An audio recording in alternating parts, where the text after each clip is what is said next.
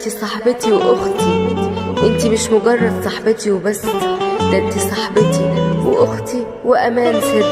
انتي اللي اديتي لعمري اجمل لون واجمل طعم، وانتي اللي بدعي لربي دايما اللي بينا يدوم الود ويدوم الحب، يدوم دايما لاخر العمر من غير اي زعل ولا اي هموم.